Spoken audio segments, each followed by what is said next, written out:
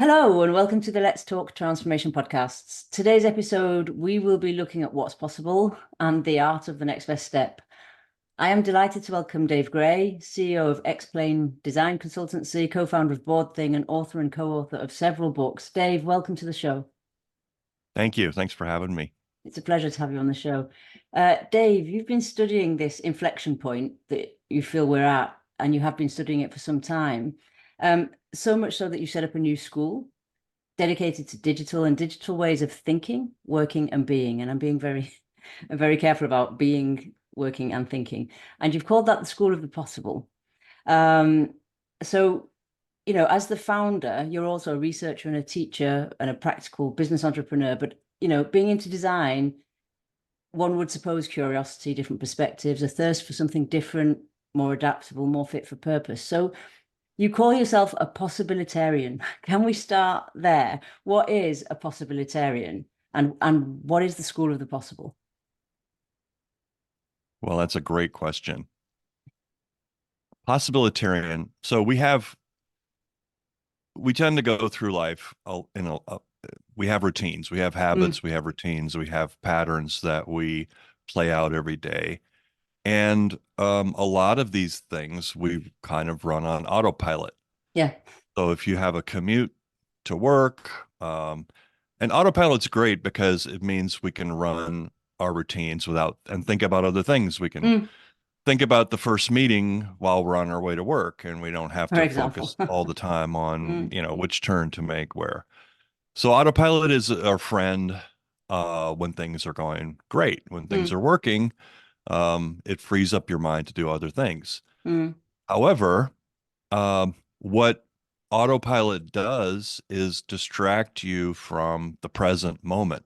And if you're in a world that or a situation that you're not happy about and you run on autopilot, you're probably going to continue to create the situation or co-create the situation that you're not happy about. And possibilitarian is someone, because we can't change the past, right? The past is done. No.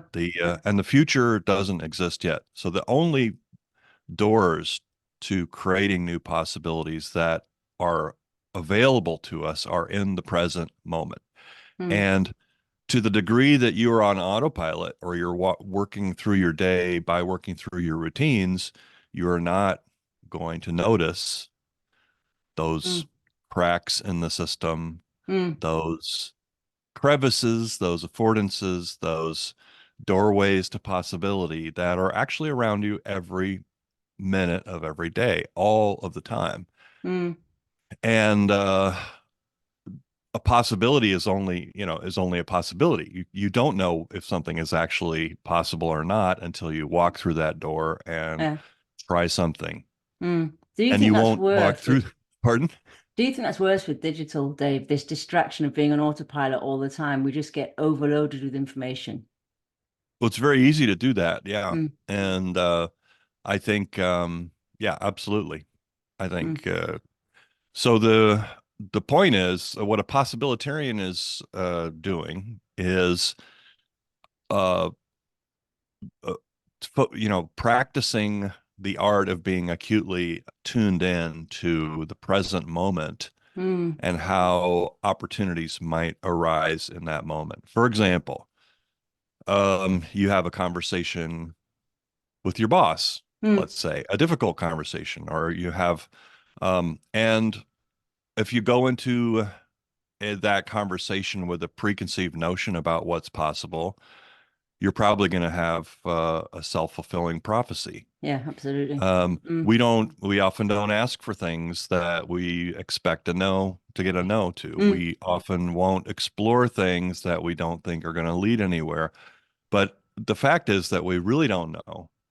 And oftentimes it's our limiting beliefs about ourselves or about the systems or about the world that is creating a kind of an invisible barrier, a fictional impossible where there actually are possibilities. And so I believe that there's an art to this, it's an art and a science, probably a little bit of both. Um, yeah, and that's what we're exploring in the School of the Possible. Yeah, I find that fascinating, the art of the possible. And also because, as you say, we just sit in the systems that keep our self-limiting beliefs going. And of course, that's familiar to us. So, we are our self-fulfilling prophecies. So unless we step back and do something about that and step into the present moment, then you're right, we may not even see the doorways of the possible, never mind walk through them. So I'm really interested because I think education is also at a tipping point. There's educational institutions about how they teach and what they teach to equip leaders and people for tomorrow. Um, so it's interesting to hear a little bit more about the backstory of the School of the Possible and how what lens you're looking at education through. Yeah, well, it's a school is even a I'm not sure that even school is the right word, Mm, but my background might mm, help to understand. I went to art school, and art school is different from a lot of other kinds of schools. mm, Number one, if you graduate from, I don't know, medical school or law school, there's people out there waiting to hire you. There's a career path. There's a kind of a structured set mm, of boxes and ways that you can fit into society that are kind of pre-planned and predetermined. mm, Um, when you get out of art school, there's nobody waiting to yeah. hire you. There's there's no career path. It's okay, Mm, now you're in debt and now you get to figure it out. yeah. And also when you're in art school, there's a focus on um, originality that you don't see in a lot of other types of education. You can't just show up to class and be smart. Mm, You have to have created something that you're yes. putting on the wall, and it has to be something completely unique and original. Mm, And so the process of teaching creativity mm, is kind of interesting because you can't be an expert in something that doesn't exist yet. You can't really be an expert in possibility. mm, And, my definition of creativity has expanded because having started companies, having, launched products and so forth, creativity is, for me, not just making a marks on a piece of paper or making a painting, but mm, it's painting in reality, yeah. creating and imagining something and making it become real. Mm, So how do you teach that? Well, mm, you don't. mm, What you don't teach in the sense that most people think about teaching. You don't show up in a room and sit in a chair and listen to an expert lecture about possibility for mm. an hour, although we may be doing that today. What you do is you show up and someone is there who has made the structure and the space for an exploration. And Mm, they're in a way like the leader of or captain of a ship or mm, someone who's going to take you on a journey, but we don't know what we're going to find. And we don't, there's no promises. It's kind of like if you get on the boat with Ernest Shackleton, there's no promise that we're going to get where we are aiming at. mm, But we do have a question, we have a direction, we have a journey, we have a hopes and expectations and aspirations for what we might find. mm. But the history of discovery is the history of people who were searching for one thing and found something That sounds, completely different. yeah, yeah, And the fact is that um, there's a good chance you're not going to find what you're looking for. But if you're not looking for something, mm, then you're not going to find anything. It's mm, kind of like if you don't buy a ticket, you can't win the lottery. absolutely. Doesn't Yeah, mean that because you buy a ticket, you will win the yeah. lottery. But this is what is fascinating and fun for me about creating a school to explore things that don't yet exist, that are not even true yet. They're Mm, only hypotheses, mm, is that, and maybe a laboratory might be a better word for it. Um, but it's a primarily a community of people who are focused on um, trying to understand what is possible in their worlds and supporting each other through this journey. Because Mm, as an entrepreneur yourself, I'm sure mm. you recognize it can be lonely sometimes Yeah, and scary. I mean, as you were talking, and I was scary. thinking, stepping into that space can be exciting, but I also know from my own experience that it can also feel a little bit overwhelming, a little bit scary. I'm interested in how people react to stepping into that space intentionally and just seeing what emerges. I mean, it's what all organizations are trying to do. If you look at their innovation processes and, letting things emerge and have a different type of leadership, but the reality is really quite uncomfortable sometimes, isn't it? Well, yeah, you could. There's a couple of different ways to look at that, right? Mm, yeah. What's an adventure? I mean, Mm. if you know what's going to happen, then it's not an adventure, is it? No, not for me. No, it's not correct. Right. And so, what I try and uh, coach people towards is, yeah, you can. I mean, it could be that it's going to be a horror movie, Mm. but without any risk, without any danger, there's no adventure. There's no Mm, learning. mm, mm. Um, if you're gonna stay on a path that is predictable and certain, you're not gonna get surprised. No, no. And do you And see some more? people say they don't like surprises, they don't want surprises, Yeah. and I would just say, well, stay away from my school then. Yeah. Yeah. But I mean, it's interesting to see though what trends you're seeing from people in organizations and what type of organizational design you're seeing as we shift. Because if I look at, the blueprint for a connected company and this sort of more agile, fluid, emergent way of working, we're not there yet, clearly. But do you see people more willing, less willing? What are you seeing in that space? Well, I'm not working with organizations anymore. I'm working with individuals, Mm, and I think organizations are in a highly, risk. They're in an environment today where if they don't take risks, they're mm, probably going to become obsolete. yeah. But there's a time, but it's also scary. Mm, And the most of the people that I'm working with are looking at alternatives to working in their organizations. organizations. Yeah. They are thinking about, okay, so what's possible for me? Mm, You know, mm,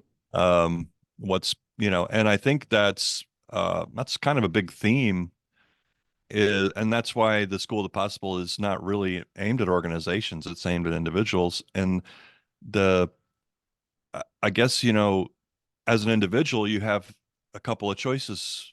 Unless you're independently wealthy or you have your mm, own farm and you could farm all your own food, you are dependent on somehow finding a way to make a living. mm, And there's two choices that you can make in how that you do that. One is you can try and find a job, find a company where you fit in, where you belong, where you mm, feel like are aligned with their values or you find a good fit. Or you can go out on your own and create a customer. mm. Now, a company is always going to want you to know how you fit into their system. They're going Of to want course.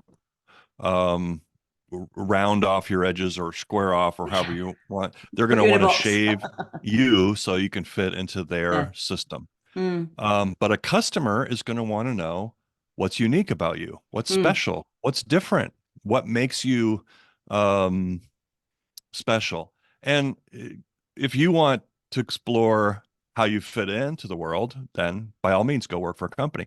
But if you're really interested in exploring what's unique about you, mm, what's special about you, then I think you should learn how to create a customer. And that's a lot of what I'm finding that I'm teaching in the school, or mm, that a lot of the explorations are around how do you uh, create a customer, which is a step on the path to creating your life. Yeah, absolutely. And I think, it also brings me back to the idea of different ways of sort of thinking and working and the whole visual aspect. So I first discovered your work through game storming and Mm. the whole visual thinking and the gamification of visualizing things more simply. And I'm a big believer in the power of visual thinking. And I know teams use it to unlock creativity and potential. But how did you get into that, Dave, into this visual thinking is my first question. I'll ask my Mm. second one later, otherwise it's going to become too complex. But how did you get into this visualization aspect? Well, I was always a kid who was drawing. Ah, It's part of how I think. of course, you're an artist. Yeah. But the way that game storming came about was, when I in early 90s when I started my company, when I Mm, started trying to figure out how to create a customer. mm, So what happens is you discover one thing and it leads you to another every solution to every problem is usually another problem, right? mm, So um, when we solved the problem of how to create a customer, then it became clear that the customers didn't actually, we started out saying we're going to help you draw your complex issue so mm, you can get better understanding of it. And it became clear that the customers would come to us and they would say, well, I don't know what to draw. mm, Well, okay, so now we have a whole new problem, how to discover what is the complexity that we need to be drawing. And it turns out that that knowledge usually did not exist inside one person. It existed separately inside of a number of people's minds. mm, And game storming as a toolkit came about as a solution to that problem mm, is how do we how do we get a group of people together to have the conversations that helps them and also draw the pictures that mm, helps them get alignment about what is the problem that we're trying to resolve here? What is the complexity? Excuse me. What is the situation? What is it that we mm, want to achieve? What are the steps that we're going to take to get there? And all that stuff had to be elicited. It had to mm, be, uh, it had to be, somehow it had to be pulled out of different people's brains in such a way that they could get aligned and understand each other. So mm, picture making was a part of it. Working with sticky notes and whiteboards was a part of it. And it was really a matter of just trying to figure out how um, I sort of did this kind of intuitively, but it eh, was how do you turn that into if you want to scale an organization, you have to figure out what is your magic and how can you turn that into a kind of a science or a recipe book for other people mm. to follow. Was that a taster for them of visualizing doorways of possibility? Or were you more upstream than that For who? For the for the employees? For organization? the Yeah, for the uh, organizations and the teams working on it. yeah, well, what happens so when you run any kind of a consulting firm Mm, or even any kind of a service business, mm, uh, you find that you tend to have more expertise about certain topics than often your customers do. They know they have a mm, problem, yeah. but they don't exactly know what it is. And but most people will not go out to knock on doors to try and solve a problem until they already have a solution in mind. Mm, So which can be a problem, right? of If course. they've defined the problem in a way that is not going to be conducive to success, or Mm, so. Yeah, I mean, I think Game Storming it's definitely my best-selling book. It's been mm. phenomenally well received. It's a It's great a book. recipe Mm, book. It's a toolkit, mm, for people to help them um, explore possibilities. And sometimes it can uh, I think teams can get a lot accomplished on their own with it. Yeah. Part of the philosophy there is that, you know, um, when you have a facilitator in a meeting, you might call in someone, um, or, you know, most of the time you can't, there's no budget for a facilitator. You're just Mm, kind of running the meeting. And the yeah. person who happens to be the best at facilitation is often called on to facilitate the meeting. Mm, And it just so happens that just because you're good at facilitating doesn't mean you don't want to participate. yeah. You Yeah. and there's a degree to which it's hard for someone who's facilitating to participate. Mm, And part of the insight in game storming is that um, if you can, you know, when you're playing a game of Monopoly, mm, everyone can participate, even the banker. There might be a little bit of extra work that goes into counting the money and so mm, forth, but everyone can play. And the facilitation, you don't require a facilitator to play most board games. And mm, that's because the rules are kind of built in, they're understood in advance. We don't have to have go asking someone a question, can we do this? Do we do mm, that? It was kind of like defined all that stuff. So game streaming is really a way to free up um, and selfishly, because I was often the facilitator, mm, free up the person mm, from mm, a lot of that extra cognitive work that goes mm, into facilitation and kind of distribute it into a set of rules and a game board, mm, sometimes some kind of system that allows everyone to be a part of it. mm. Because do you think that the more you do those type of things, the more they get put back into the sort of status quo of the way we do things around here? So the first time, the second time, the Mhm. third time, and then suddenly we just step back into we're going to game storm, but in the way we've always game stormed. Do you see that happening? And is that about bringing out new visual toolkits to surprise and break that cycle, or is it more about the way people are thinking? I think that I've been very pleasantly surprised. I think that game storming, uh, it's, you know, it was designed to be super simple. I mean, Mm, we were flying into someone else's office. We didn't want to be carrying a lot of equipment. mm, We designed something that would work with pretty much anything that could probably be found in the office supply cabinet where we were going, or that we could pick up at a mm, office supply store from on the way from the airport. And so it is but it is itself a kind of a transformative cultural mm, um, phenomenon in that, you know, when you start game storming, you're doing some things differently. You're number one, you're not just sitting in a meeting. mm, You don't have your laptops. You are, or if you do have them, you have to fold them up because you need the table for other things. mm, Um, you're you're not talking about work in the meeting. You're accomplishing work in the meeting, so it's mm, productive. mm, You're using the walls, you're using your body, you're thinking with your body as well as your mind. You're aligning, you're it's kind of like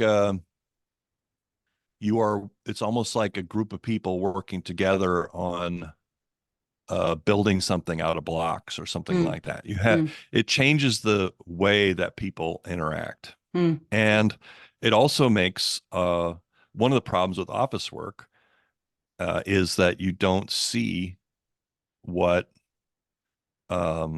is in other people's heads. of course. You can look at um, you could look at a room full of people working on computers, and they could be doing anything. They could be designing code. Mm, They could be a help desk. They could be making a magazine. There's just mm, no way to know because no. you're just looking at a bunch of people sitting on computers. When they get into a room and they start using sticky notes and drawing and other things, suddenly the work becomes Mm, visible, becomes shareable.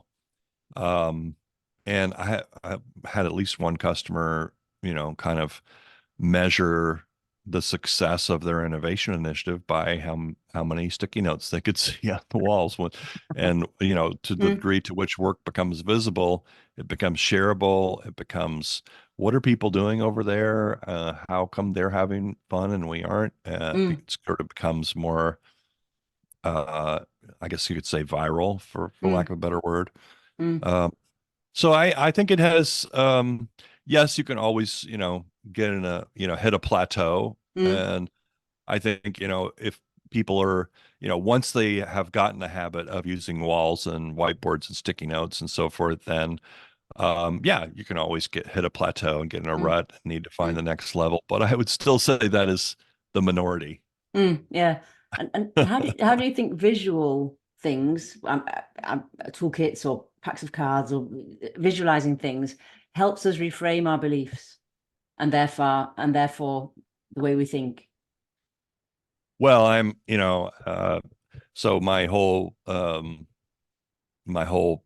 career has been kind of Mm, focused on, helping people take things that are very complex, abstract, hard to communicate, hard to understand, and making them more tangible and real with pictures. So mm, I've spent a lot of time thinking about that, a lot of time working on that. I have this, there's um, and a lot of the work that I have been done over the years is about starting with just a conversation and a group of people mm, and trying to figure out um, how to make that information tangible and real. And mm, so I've spent a lot of time making the what I would call information landscapes, which mm, are kind of or visual explanations of things. And what I found was there's a moment in this process of discovery where um, things, if you're successful, things just snap into place. And mm, there's a moment where things go from being very fuzzy to very focused.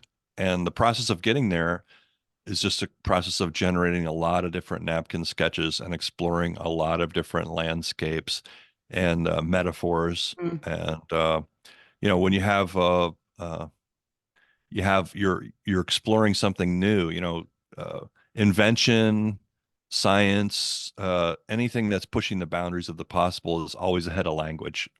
yeah, You don't have the absolutely. words Yeah. yet. Mm, But images are a kind of a universal language that can help you um, explore things that you don't have words for yet. mm, mm.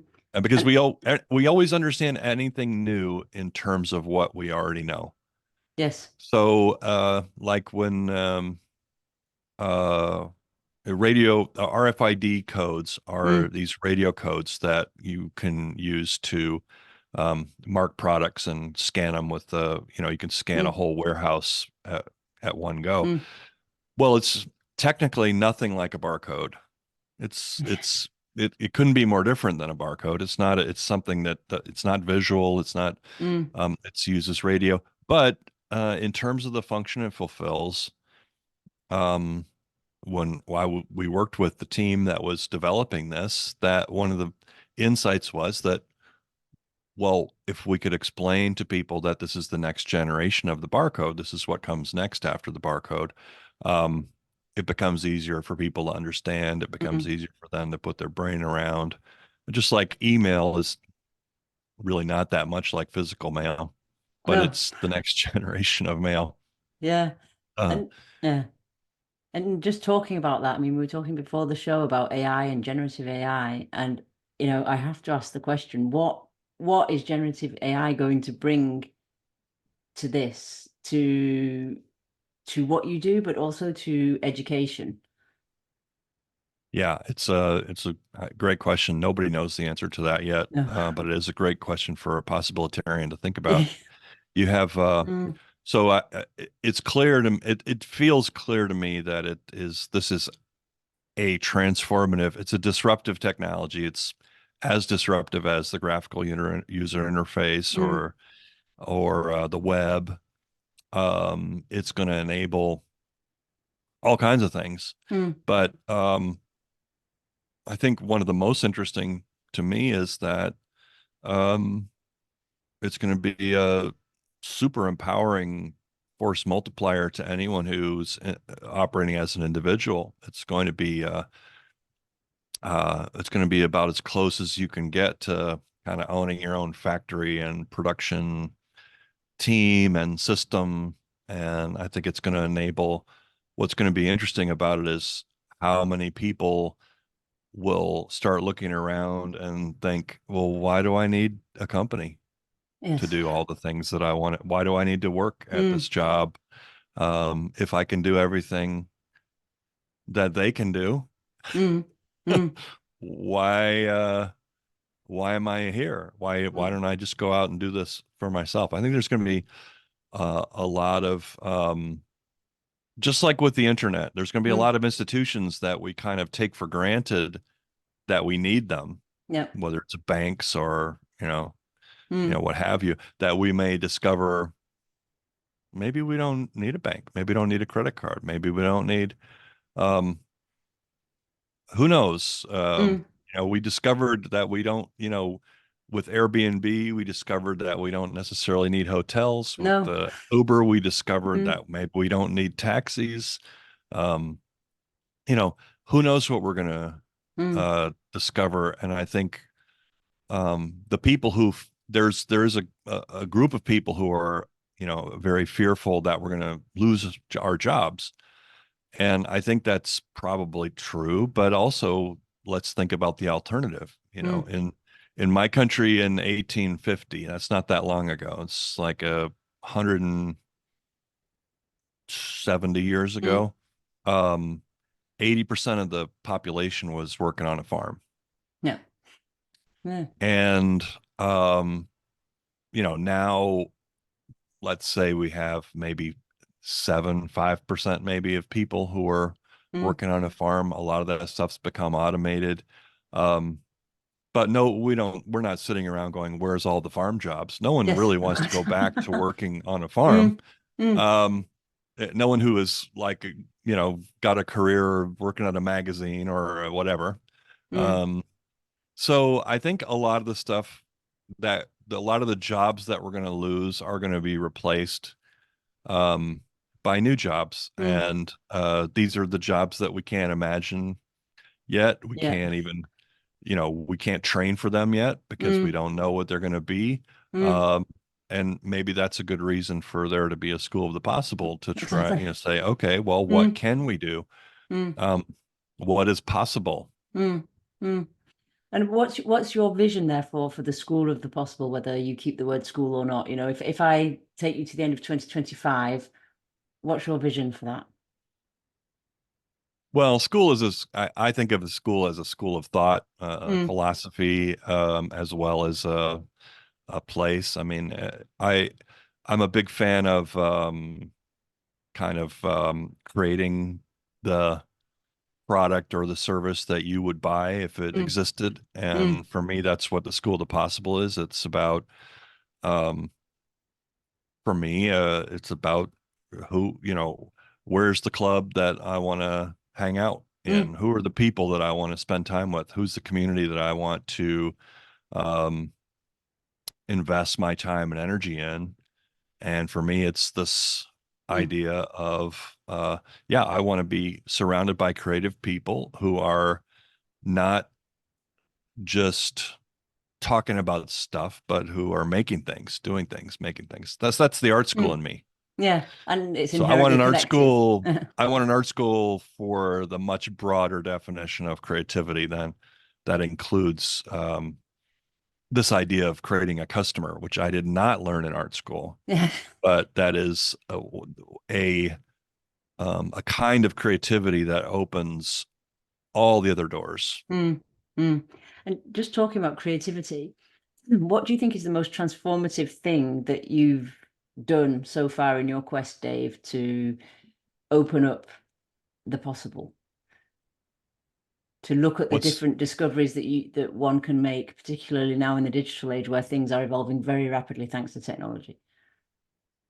Well, my most interesting recent discovery is that, we talk a lot about people's attention being splintered and how, we really only have seconds of um, attention Mm, that what I found is that it, in some cases the opposite is true. People want to invest their time and energy in deep mm, um, forging deep connections with other people, in building shared energy toward, you know, purposeful activities that people are they're frustrated with all that splintering. mm, mm, They're not happy with Facebook or LinkedIn or any of these mm, other things anymore. They are craving something more intimate, mm, um, and they are ready to make time for it. mm, mm. And you do that in the School of Possible, don't you? You have like the campfire and collaboratories and Yeah, things I like that. mean, pretty much if you're going to engage with, um, it's a virtual because Mm. that was a artificial constraint that I introduced mainly because all of my people that I want to work with are distributed all over the Of the world. world. But yeah, so it's based on my experience, the maximum amount of time that you can really get people connected and um focused and energy for time together is 90 minutes, but Mm. there's nothing that you can do with us that requires less than 90 minutes. Okay. It's like we're working in 90-minute chunks of time with groups of people who are ready and willing to invest that kind of Mm. time in themselves and each other. And yeah, that's really, you can, I mean, I suppose there's such a thing as a, 90-minute webinar that you're kind of checking in and you're checking your email and you're listening to it with half your brain, but you can't show up to the School of the Possible that way because you're going to get called on. People are going Yeah. to, you're going to be engaged in conversation. You're not it's not like a movie that or No. not like a TED talk that you can just kind of sit back and turn it on and watch it. It's interactive. Yeah. And it's about contributing as not just listening, as you say. Yeah. Yeah. Dave, would you have a last call to action for our listeners around becoming a possibilitarian or opening their minds to the doorways that may exist in their environment, whatever that is? I think if you're happy with everything that's going on in your life, then keep doing what you're doing. Mm-hmm. If you feel like you would like to see change, then turn off your autopilot. You know, Yeah. start we're all kind of like in the world as we walk around the world, we're all in this kind of like we're like blindfolded dancers. We're dancing with each other and we're uh in a very Mm, choreographed sequence. And if you take the blindfold off, which is your autopilot, and you step away from the choreographed dance or activity that you're involved in, it's not just you that's going to change. You're going to throw off all the other people who are dancing with you. This is why someone sitting on the front seat of a bus or someone going to sit at a lunch counter where they're not supposed to sit can mm, be so transformative to society. And it's like this is why, I mean, small moves can have tremendously big impacts when you go off the script. So mm, that's my I guess my call to action is if you're not happy with the system or the situation that you're in, um, to turn off your autopilot, disrupt it, mm, be the cog that's going the opposite direction, disrupt the routine. You don't even have to know what to do, just do mm, something different mm. and see what happens. I like that. I'm going to leave our listeners with taking the blindfold off. I like that analogy, turning the autopilot off. Dave, where can people find out more about you, the School of the Possible, what you do? Schoolthepossible.com. Okay, excellent. I'll put that in the show notes. And can they connect with you on LinkedIn or? Yeah, yeah, I'm on LinkedIn. I think I'm just Dave Gray on LinkedIn. Okay, super. Thank Yeah, you. Thanks thank very you. much. Thanks for a great My conversation. pleasure.